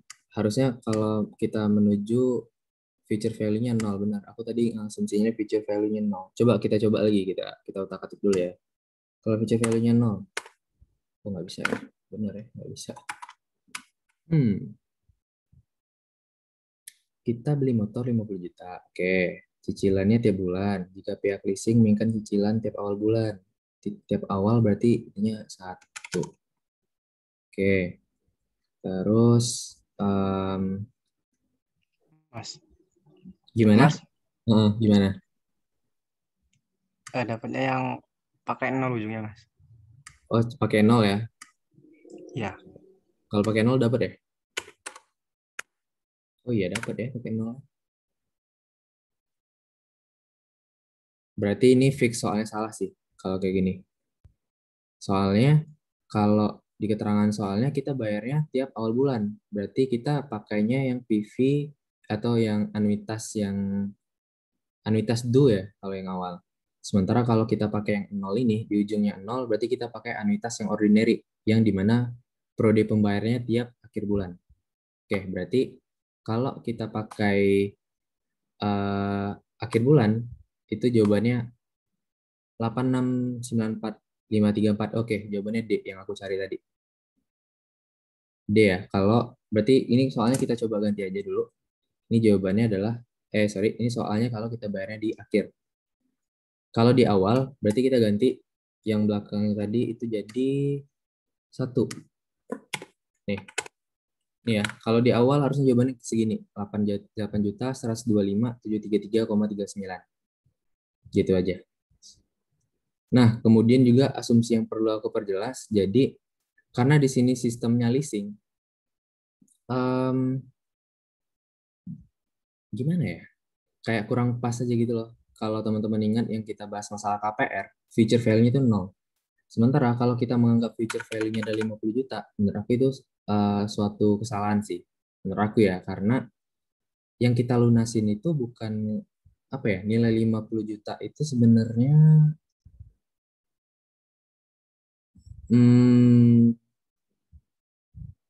Oke lah, mungkin sistem leasing mungkin kayak gini ya. Mungkin sedikit berbeda dengan KPR. Oke, jadi di soal untuk dapetin jawabannya ada, itu kita ganti soalnya menjadi akhir. Jadi di sini harus kita ganti jadi 0. Jadi jawabannya 8.694.534,72. Oke, gitu teman-teman. Wah, lumayan nih seru nih diskusinya. Thank you ya teman-teman udah itu. Berarti udah lumayan paham ya terkait envelope money. Mungkin perlu hati-hati aja terkait awal sama akhir tadi, gitu aja. Oke, sebelum lanjut ke nomor 22, ada yang mau tanyakan? Berarti tadi soalnya kita ubah aja ya asumsinya ya. Asumsinya bahwa dia bayarnya di akhir, bukan di awal bulan.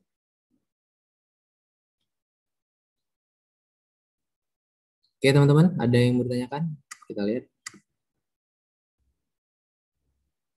Nah ini, ada yang nanya ini cakep nih pertanyaannya. Ini ya mungkin aku udah jelasin juga, tapi aku review lagi. Kalau misalkan di soal nggak dikasih tahu bayarnya di awal atau di akhir, teman-teman pakai rumus yang bayarnya di akhir. Karena yang namanya anuitas ordinary itu kan biasa ya. Jadi biasanya cicilan itu dibayar di akhir periode, makanya namanya anuitas ordinary. Jadi kalau di soal nggak dikasih tahu dia bayarnya di awal atau di akhir, pakai yang akhir periode. Gitu. Kalau dikasih tahu di awal periode, baru jawabannya yang awal periode. Itu ya.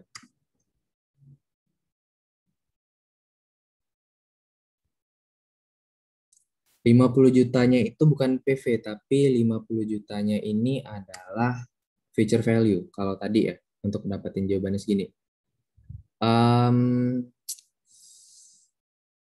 Sebenarnya aku kurang serak juga sih 50 jutanya future value, tapi untuk dapetin jawabannya 50 jutanya future value.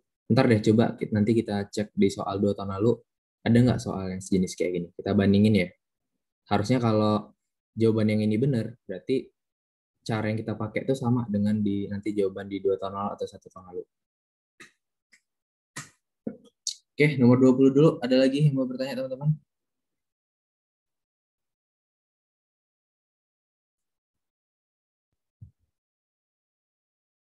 Nomor 21 yang tadi ya, kita lanjut aja dulu. Nomor 21 itu A.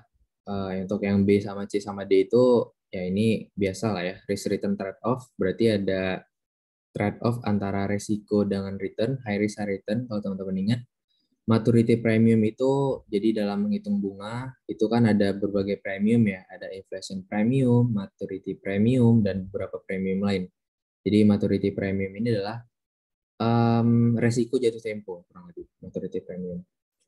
Risk reward paradox ini nggak kita pelajari, jadi nggak usah dihiraukan dulu. Nomor 21 jawabannya A. Pulang sekali lagi. Aman karamel. Pokoknya kita kelarin dulu pilihan baru aku cabut. Nomor 21 A ya. Nomor 20 ini masih sedikit gantung, tapi kita anggap dulu jawabannya D. Lanjut ke nomor 22. Di bawah ini manakah yang merupakan ukuran terbaik untuk mengukur resiko sebuah aset? Yang namanya resiko itu ada dua. Pertama, melalui varians. Yang kedua, menggunakan standar deviasi. Kalau nanti teman-teman belajar statistik, itu bakal tahu kenapa standar deviasi itu lebih akurat. Ibaratnya kalau kita mengukur pakai, kalau dalam IPA ya, kalau teman-teman ingat, antara pakai jangka sorong sama penggaris itu lebih tepat jangka sorong. Antara jangka sorong dengan mikrometer sekrup itu lebih tepat mikrometer sekrup. Nah, kurang lebih kayak gitu. Pakai varians sama standar deviasi itu sama-sama menghasilkan resiko. Tapi mana yang lebih tepat yaitu pakai standar deviasi. Kalau kita untuk mengukur resiko. Itu untuk nomor 22, ini basic dari ini ya, teori-teorinya aja. Kita lanjut dulu. Nomor 23. Nah, ini udah mulai masuk ke saham-sahaman. Anda membeli saham PT BMRI 75,75, ini berarti begini. Apabila Anda ingin menjual saham tersebut pada harga, kita targetnya segini, berarti ini ending. Berapa rate of return-nya, di mana kita bakal dapat dividen ya. Oh, udah dapat dividen sebesar 5. Yaudah, ini rumus biasa ya, rumus yang tadi. Kita cari dulu cash return. Cash return kan berarti 89 dikurang 75,75 terus kita tambah dividennya 5. Nah, ini dapat cash return-nya itu sebesar 18,25. Nah, berarti untuk dapetin RR itu 18,25 kita bagi dengan beginning 75,75. Nanti kita dapatkan hasilnya adalah 24,1%. Itu biasa sama kayak di atas tadi. Nah, sekarang ini kita masuk ke nomor 24. Nomor 24 itu kita diminta menentukan, kita pilih portofolio A atau B atau C, di mana kalau kita sifatnya adalah risk taker. Jadi risk taker ini adalah orang yang nekat. Kenapa? Dia berani ngambil resiko yang tinggi karena targetnya hanya cuan. Gitu. Berbeda sama orang yang nggak berani ambil resiko, dia mungkin lebih pengennya main aman doang. Gitu. Kalau risk taker, dia bakal mengorbankan resiko setinggi apapun untuk mendapatkan return yang tinggi. Kalau kita lihat, berarti kan patokannya risk dulu nih. Kita lihat standar deviasi yang paling tinggi dari mana. Kalau yang A itu 10%, yang B 20, yang C 13%. Berarti secara risiko B lebih tinggi.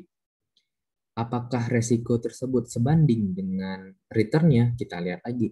A berapa? 14%, B 12%, C 18%. Rupanya memang return-nya si B ini yang paling tinggi. Ya, itu wajar karena risikonya juga tinggi. High risk, high return. Jadi, kalau kita sebagai risk taker, kita bakal pakai investment yang B. Tapi kalau kita nggak berani ngambil risiko, ya udah kita pilih yang lebih aman ya. Misalkan kita bisa ngambil yang A yang paling aman, di mana resikonya yang paling rendah dengan return hanya 14%. Gitu. Jadi ingat kalau risk taker dia dia apa ya? Dia berani mengambil risiko dan rela mati-matian untuk mendapatkan return yang tinggi. Tapi kalau dia nggak berani ambil risiko, biasanya dia ambil risikonya yang paling rendah. Ya otomatis returnnya bakal lebih rendah juga. Gitu ya untuk nomor 24. Ya, risk avoider tuh, kata Karamel. Risk avoider, benar-benar. Aku lupa namanya, kayaknya risk avoider deh. Itu ya, yang kalau risk taker itu ya namanya risk taker, kalau lawannya risk avoider. Thank you ya, Karamel. Tuh, jadi jawabannya investment B. Ini gampang ya, ini nggak perlu teman-teman hitung. Kalau mau hitung ya nggak tahu juga apa yang mau dihitung. Jadi ini kayak logika aja. Lanjut, nomor 25. Seorang investor akan mendapatkan pengurangan risiko paling maksimum ketika ini ya, korelasinya itu negatif. 25A.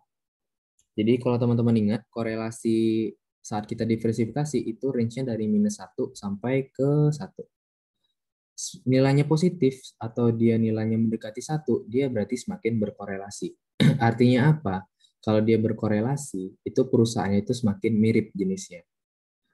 Kalau kita invest di dua perusahaan tapi korelasinya mirip, itu percuma. Kenapa? Karena kalau ada resiko yang benar-benar menghancurkan satu industri tadi, itu kedua perusahaan kita kena. Berbeda kalau kita koefisien korelasinya itu mendekati minus, bahkan -1 kalau bisa. Artinya nggak ada korelasi sama sekali. Gimana maksudnya? Ya artinya ketika terjadi suatu resiko terhadap suatu perusahaan kita, perusahaan satu, perusahaan duanya nggak kena resikonya. Jadi dia benar-benar beda industrinya. Anggaplah misalkan kalau -1 ini kita invest satunya di penerbangan, satunya di makanan, kan beda nih. Kalau industri makanan lagi hancur, industri penerbangan kita masih aman. Tapi kalau korelasinya 1 atau positif yang benar-benar mendekati 1, itu industrinya biasa mirip. Contohnya misalkan yang satu misalkan apa ya? Kesehatan, yang satu farmasi, kan rada-rada mirip nih kesehatan sama farmasi. Nah, nanti kalau salah satu kena resiko, itu bakal menyerempet ke yang lain juga. Jadi saham-saham kita tuh pada kena resikonya juga dua-duanya. Jadi nggak guna kita melakukan diversifikasi. Jadi diversifikasi kita akan berguna kalau korelasi antara dua saham kita itu negatif. Gitu ya. Nih. Nanti ini ada rumusnya teman-teman, kalau misalkan ada pertanyaannya, ingat rumusnya nanti kalau kita mencari standar deviasi pakai korelasi ini, itu nanti deh kalau misalkan kita ketemu soalnya. Yang jelas kita udah pernah bahas kalau pakai rumus gimana. Oke, itu nomor 25. Kita lanjut ke nomor 26. Saham PKN Inch mempunyai beta 0,8. Expected risk-free return-nya 2%. Premiumnya 8%. Berapa expected return? Ini gampang ya, berarti sahamnya sama dengan 2% ditambah 0,8 kita kali dengan MRP-nya 8%. Di sini nanti kita dapat jawabannya 8,4%. Ya, rumus biasa yaitu risk free ditambah beta dikali MRP. Kalau MRP-nya belum diketahui, berarti untuk mencari MRP-nya kayak yang tadi, MRP sama dengan expected dari market dikurang dengan risk free. Gini. Jadi untuk nomor 26, jawabannya adalah 8,4%. Oke, kita lihat ada hitungan lagi. Oke, nggak ada. Nah, ini hitungan terakhir. Sebelum aku lanjutin ke teori 4 lagi, ada yang mau ditanyakan teman-teman? Silakan.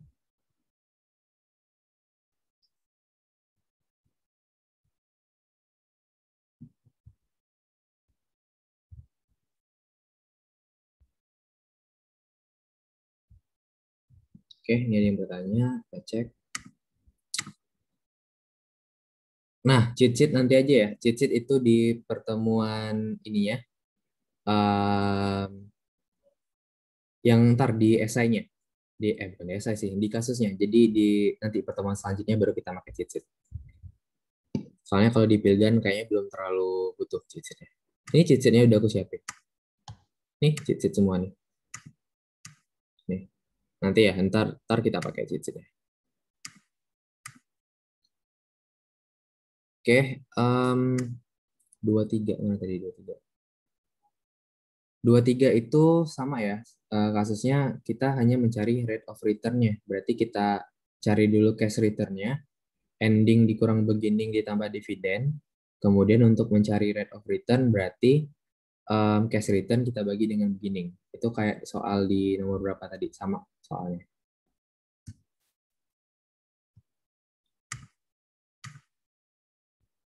Oke.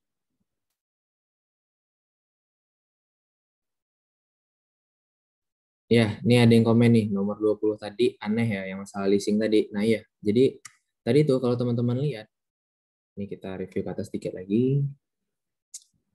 Sekilas aja ya. Nah, dia itu bayarnya tiap bulan. Harusnya periode maupun bunganya kita sesuaikan dengan per bulannya. Bunganya dibagi 12, periodenya dikali 12. Jadi itu kenapa tadi awalnya aku bagi 12 kali 12. Tapi nggak ada hasilnya, ya udah berarti kita coba-coba dia menganggap per tahun, jadi nggak perlu per bulan. Mungkin ada salah ketik atau gimana. Itu kenapa nomor 20 tadi banyak ragunya ya. Oke, kita lanjut dulu ke nomor 27. Di antara rasio keuangan di bawah ini, manakah yang paling tepat menggambarkan beban bunga suatu perusahaan? Jawabannya ini gampang ya. C jawabannya. Current ratio itu mengukur perbandingan antara current asset dengan current liabilities. Debt ratio total liabilities dengan total aset. Time interest ratio ya ini menunjukkan dengan interest expense-nya. Sementara kalau operating return ya ini kaitannya sama OPEX dan aset. Jadi kalau untuk mengukur kemampuan perusahaan membayar bunga, jawabannya adalah TIE ratio atau time interest earn ratio. Itu basic dari rasio-rasio pada umumnya. Kemudian kita lanjut ke nomor 28. 28 itu manakah di antara pernyataan berikut yang merupakan keputusan dalam capital budgeting? Kita lihat yang A, Lotte membeli persediaan untuk dijual kembali. Ini bukan capital budgeting. Adikarya menerbitkan obligasi untuk membeli kembali. Ini bukan juga. Astra membeli mesin untuk menggantikan mesin lama. Ini benar. Karena malfungsi baterai. Samsung menarik ini salah. Oke, jadi jawabannya C. Jadi capital budgeting itu teman-teman, itu kaitannya ada dua. Sebenarnya capital budgeting kayaknya belum dipelajarin deh. Capital budgeting ini nggak perlu teman-teman dalamin ya, karena ini kayaknya materi setelah UTS, karena soal 3 tahun lalu ini rada kecampur ya. Ini setelah UTS materinya. Jadi capital budgeting itu bisa kita beli baru, bisa fungsinya menggantikan. Menggantikan. Tuh ya. Jadi kenapa sih perusahaan itu melakukan pengeluaran modal? Capital budgeting itu pengeluaran modal atau pengeluaran besar-besaran. Yang pertama, dia itu memang pengen beli sesuatu yang baru untuk meningkatkan operasionalnya. Atau yang kedua, dia pengen menggantikan apa yang udah ada menjadi sesuatu yang lebih baru. Tujuannya apa? Agar lebih efisien. Karena barang lama itu udah nggak efisien lagi. Jadi kalau Lotte membeli persediaan untuk dijual kembali, ini bukan capital budgeting, tapi ya ini operasional perusahaan. Dia beli perusahaan, dia jual.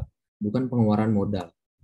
Kalau yang B, dia menerbitkan obligasi untuk buyback saham. Ini kayak kita menerbitkan saham treasury gitu loh. Jadi ini bukan capital budgeting. Sementara yang D, ini namanya suatu kesalahan, bukan capital budgeting. Dia narik produk yang produk dihasilkannya itu banyak cacatnya misalkan. Di mana cacatnya di sini malfungsi. Jadi ingat nanti ya, capital budgeting itu namanya terkait yang pertama dengan pengeluaran modal, di mana dibagi menjadi dua. Yang pertama untuk membeli suatu hal yang baru, yang kedua bisa jadi dia untuk menggantikan apa yang udah ada. Dan ini kayaknya bukan masuk ke RPS yang UTS, jadi nggak perlu diribetin. 28 itu udah. 29, berikut ini merupakan keterbatasan dari analisis rasio keuangan. Nah, ini gampang ya. Rasio rata-rata industri selalu dapat digunakan sebagai acuan suatu perusahaan. Ini enggak. Perusahaan yang memiliki line bisnis yang bervariasi meliputi, ini benar. Standar akuntansi mengacu pada standar internasional, ya ini bukan keterbatasan ya. Rasio keuangan tidak memerlukan analisis lebih lanjut, salah. Jadi jawabannya adalah B. Nah, kenapa sih analisis rasio keuangan itu nggak bisa mentah-mentah kita pakai? Karena yang pertama, rasio keuangan itu sebenarnya nggak terlalu mencerminkan kondisi perusahaan sebenarnya. Jadi, perusahaan yang memiliki line bisnis itu apa maksudnya? Contohnya, nanti di AKL teman-teman bakal kenal line bisnis ini. Misalkan ada perusahaan A. Perusahaan A ini rupanya punya anak. Ada perusahaan B, perusahaan C, perusahaan D, perusahaan E. Perusahaan B itu punya anak lagi, perusahaan F, perusahaan G. C ini punya anak perusahaan H, D ini punya anak perusahaan I, E ini punya anak perusahaan HIJK. A ke B itu sistemnya anak, A ke F itu sistemnya cucu. Bayangin, kita itu mencari rasio keuangannya dari sini doang. Padahal itu ada perusahaan-perusahaan di bawahnya. Nah itu, jadi sebenarnya bisa jadi ya, A ini perusahaan besarnya misalkan apa ya, penerbangan misalkan. Penerbangan. Terus yang B ini makanan, yang C ini misalkan kesehatan, yang D ini misalkan manufakturnya. Nah, contohnya Garuda nih teman-teman. Kalau teman-teman lihat di komposisi perusahaan Garuda itu ada Garuda Indonesia yang utamanya, yang induknya. Nanti anak-anaknya ada Garuda Indonesia yang dalam yang membidangi makanan, ada yang dalam bidang manufaktur aviasinya, yang kayak masalah mesin-mesin pesawatnya, ada yang terkait dengan financing dari Garuda itu sendiri. Nah, itu kan berbeda-beda nih. Ada yang di bidang financing, ada yang di bidang makanan, ada yang di bidang manufakturnya, ada yang memang khusus di bidang penerbangannya. Dan bayangin teman-teman hanya mencari rasionya hanya di yang di bagian penerbangannya. Jadi kayak kurang efektif. Apa ya? Bukan kurang efektif sih. Jadi rasio keuangan tuh nggak bisa semerta-merta teman-teman jadiin keputusan. Gitu. Itu maksudnya line bisnis yang bervariasi meliputi lebih dari satu industri. Karena dia bervariasi inilah kita nggak bisa langsung pakai rasio keuangan gitu.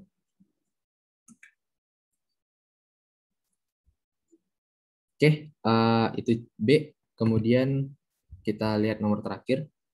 Hal di bawah ini yang paling tidak relevan untuk mempengaruhi keputusan dalam capital budgeting. Nomor 30 itu jawabannya adalah C.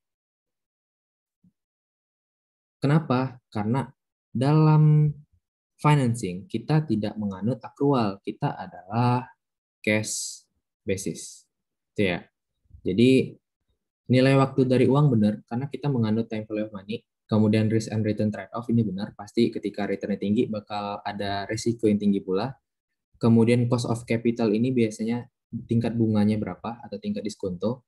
Nah, yang C ini salah. Sebenarnya cash inflow-nya benar, tapi kita bukan prinsip akrual, kita adalah cash basis, di mana kita benar-benar mempercayai bahwa kas itulah sumber dari pendanaan atau kas itulah sumber dari perusahaan, sumber nilai dari perusahaan. Kalau nggak ada kas, perusahaan mati. Itu yang kita terapkan dalam finance. Gitu teman-teman. Untuk pilihan gandanya 3 tahun yang lalu. Oke, mungkin nanti bakal kita agendain lagi untuk selesai yang esai sama yang kasus. Kita bakal pakai cheat sheet untuk yang kasusnya, khususnya untuk yang nomor satu kasus. Nanti udah aku siapin cheat sheet-nya. Nanti aku share, silakan kalau teman-teman udah mau coba-coba. Oke, mungkin sebelum aku tutup, ada yang mau ditanyakan teman-teman? Boleh?